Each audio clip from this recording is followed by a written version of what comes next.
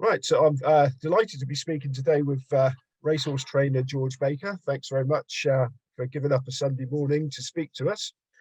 Training Pleasure to there on be the, here. thank you. Training on the Surrey-Sussex border.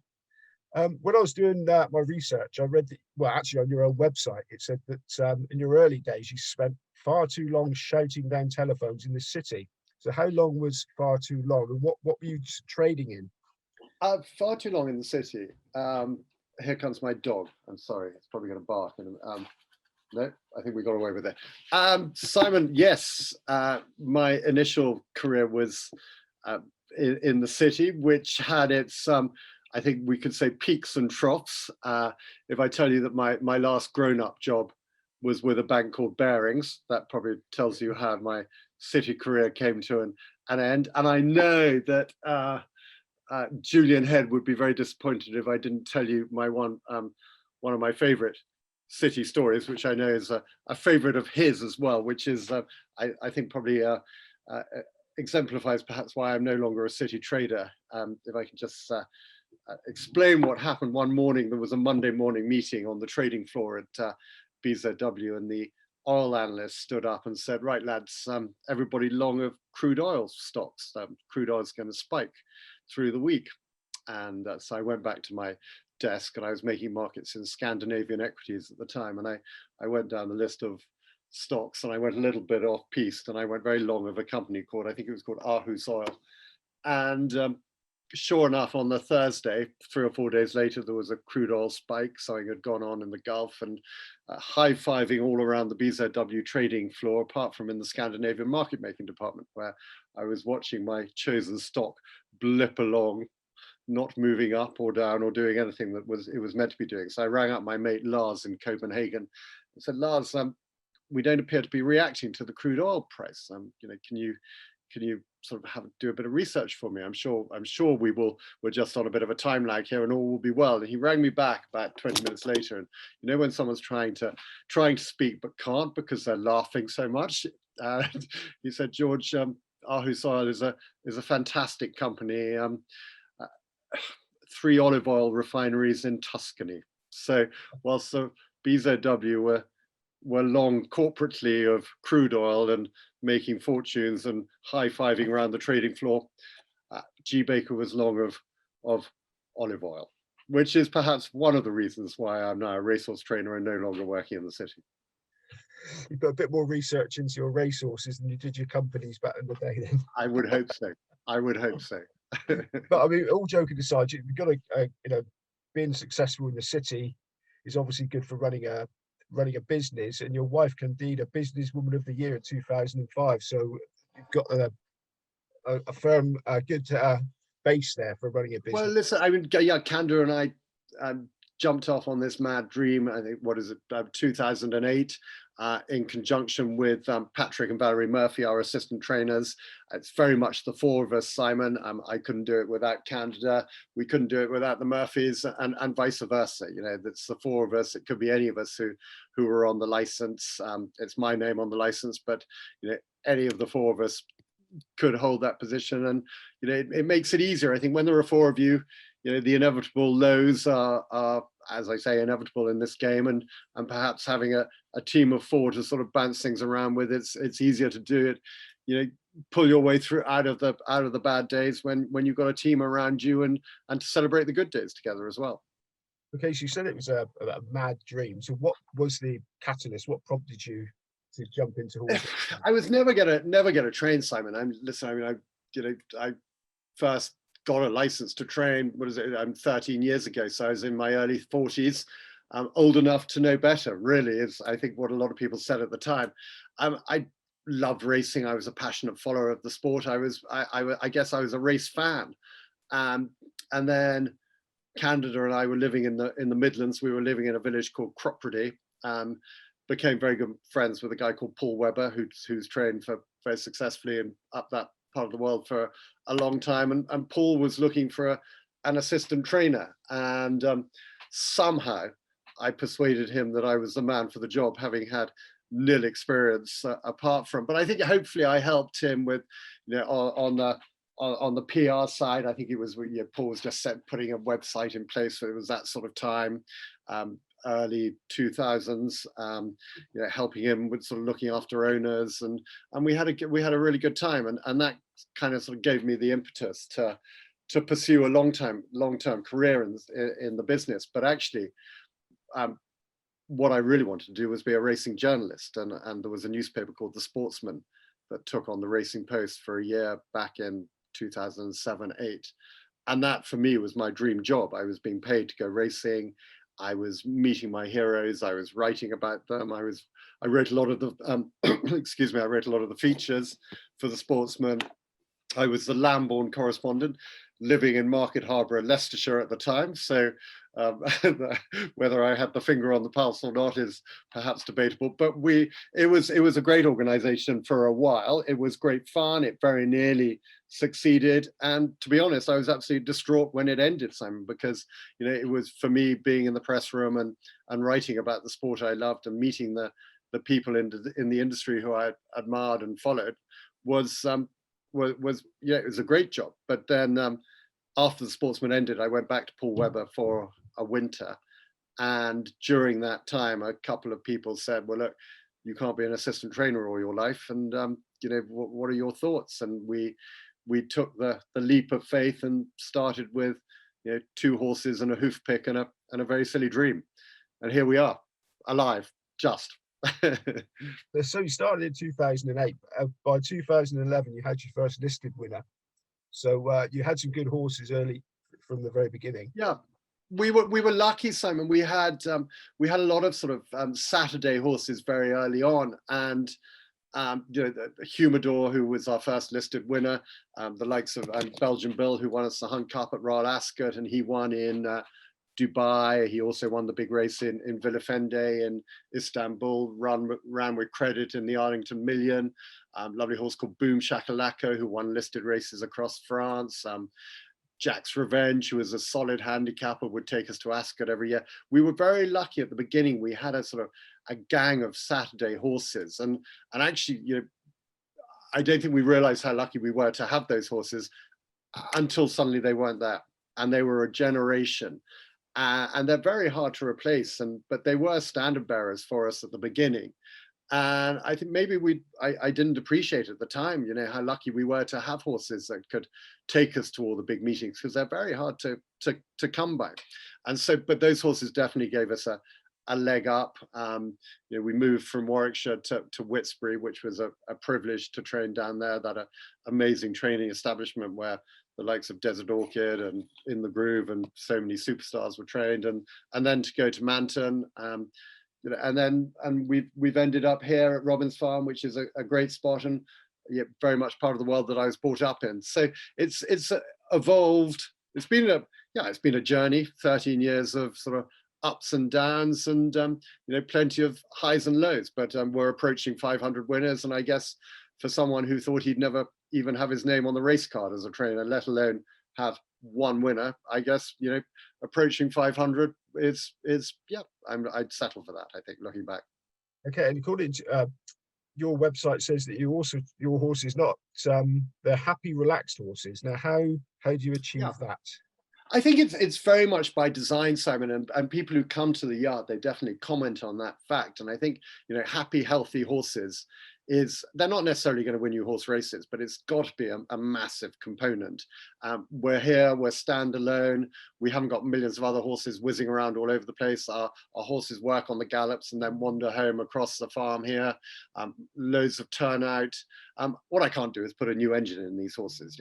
All we can do is hopefully maximize their potential. But I think a key component of that is definitely sort of happy and healthy horses. And I hate seeing people running around the yard and screaming and shouting, and it just doesn't happen here, and the number of people who comment on the chilled and calm atmosphere around the place, and that's very much by design. And it's just the way we've always been. We've never trained in a training center. My horses do their work.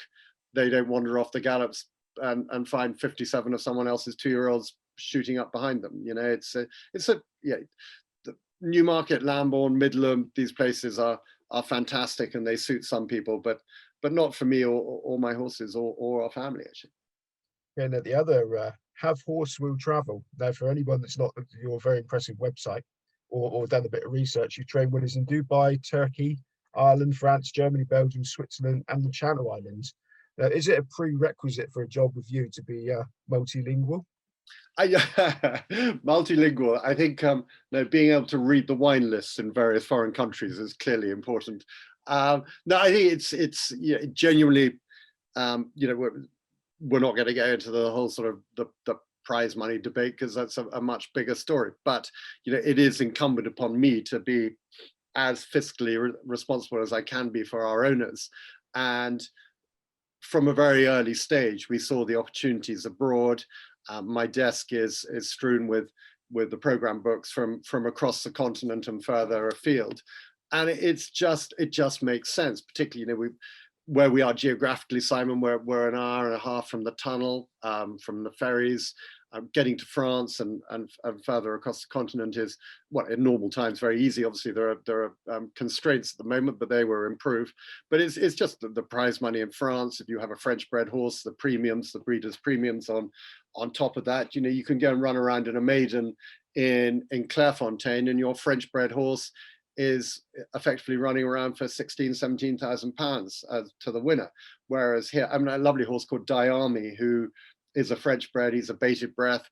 He was beaten a nose in Clairefontaine last year, and he was beaten also a nose, I can't quite recall where, in France, but picked up sort of 8–9,000 euros each time for coming second, taking into account his French premium. And then when he actually broke his maiden in the back end of last year, October, at Kempton, I'm afraid he won sort of £3,300, which, and we're not going to get into the prize money debate because that's we could be on here for 5 hours, as we know. But that is one of the reasons, and also it's great fun for owners if you've got the right horse, taking them to Clairefontaine or Vichy, or going down to Spain, La Zarzuela, where they race this afternoon, is a great track outside Madrid.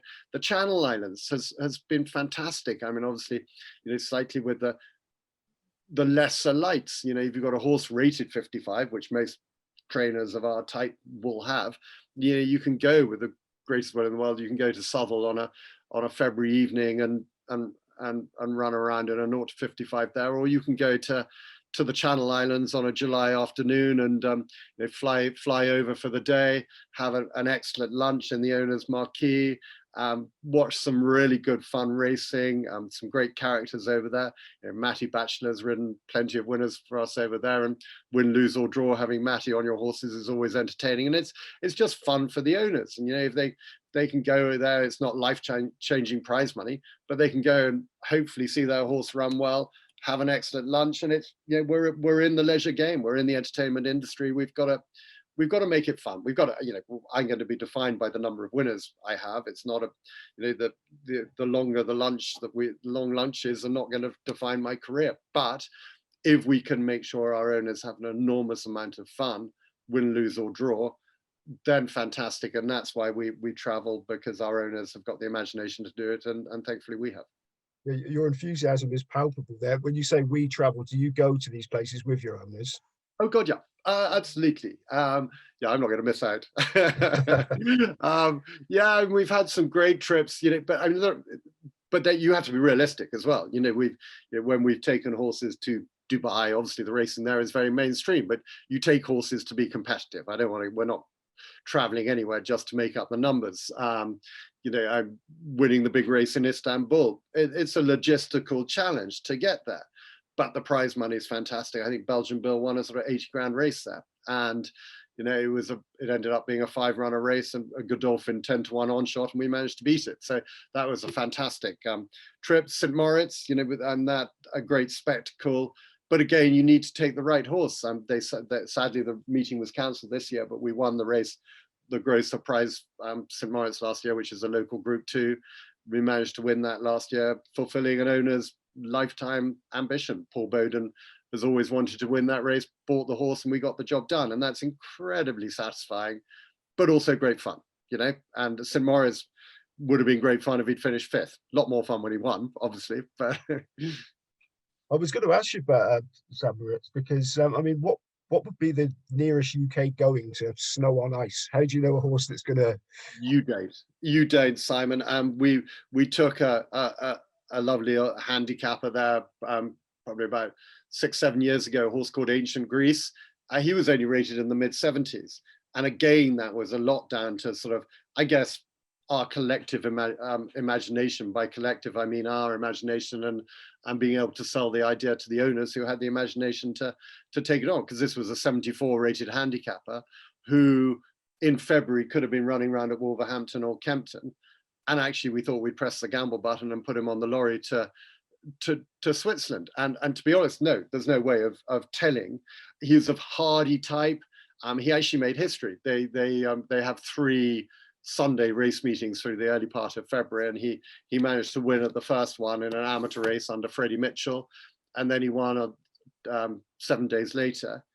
And then the Swiss Jockey Club rang me up and said, no horse has ever won at each meeting, all 3 meetings. And Jim Crowley rode him on the 3rd Sunday, and he won by the shortest of little noses that I've ever seen. So short, in fact, that I thought he'd come second, and told a couple of the owners back in London that he'd run fantastically and finished second. It was only at that dinner that night that someone said the owners must be absolutely thrilled, and the ones who were there were thrilled, and I'd forgotten to tell the ones in London that we'd actually won. But it was, yeah. And so to answer your question in a long-winded way, you can't tell. There's nothing here that equates to it. I think what you need is just a tough, hardy horse. There are some horses I put in the horse box and they go 5 minutes down the road and they start worrying about life. You obviously need a special type of horse to be able to drive it up a mountain and the change of temperature and everything. But luckily we've done it. We've done it with success. I'm sure we'll come back with our tail between our legs on many occasions. But the key to these foreign raids is being realistic and taking horses that are going to be competitive, because you don't want to go all that way and watch your horse finishing out the back, and unless obviously you don't want to be doing that. You want to be going there and having a real chance. Okay, they've had success on the snow and ice, as you've just told us. One extreme to the other, you've just opened a satellite yard in Bahrain. So what's the thinking behind that? Simon, the thinking behind that is that, again, I don't really like the phrase sort of thinking outside the box, but the way the state of racing here determines that we have to look elsewhere. And Bahrain is an incredibly ambitious racing jurisdiction, situated in the middle of the Gulf, amongst other burgeoning racing jurisdictions, as evidenced by the massive prize money put up in Saudi. Bahrain itself, they've had 2 runnings of the international trophy, and the fact that the likes of Mr. O'Brien and Mr. Gosden and the Godolphin team are sending horses over there, that tells you that the quality of the race track is acceptable to the international elite. From our perspective, we were approached in the middle of last year. I must admit, when I got a call from the office of Sheikh Salman bin Al Khalifa from Bahrain, I wondered which of my friends was mobbing me up, but it transpired that it was actually a real call. And Kendra and I went out there, and as I say, we were incredibly attracted by the enthusiasm and ambition, and there are great plans for a sort of a series of lucrative race meetings around the Gulf. It'll be a great base for us. Hopefully from that base, we can take horses to Dubai, across the causeway to Saudi. Bahrain and Qatar are now talking again on the sort of diplomatic level. So hopefully there'll be opportunities there. It's just, if we don't do it, someone else will.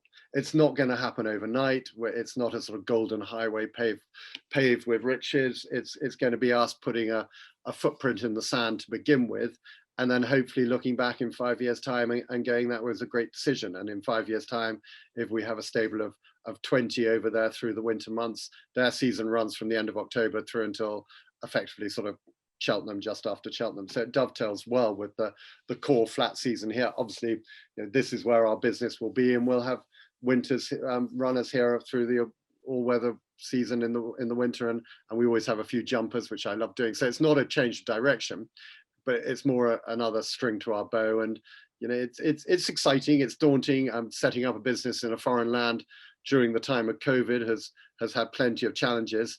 But I really hope that we are being very realistic. I'm not expecting to go out there and win everything. The racing is of a very competitive level. There are some excellent trainers there, but if we can just get a little foothold into it, it's an exciting part of the world. And you know, Southall on a Tuesday afternoon in February, or Bahrain, a couple of nice golf courses, some delicious restaurants, hotels, sun on the beach, and watching your horse run in the afternoon. Don't know which I'd choose. In fact, I do. So yeah, listen, it's daunting, scary, but also very exciting.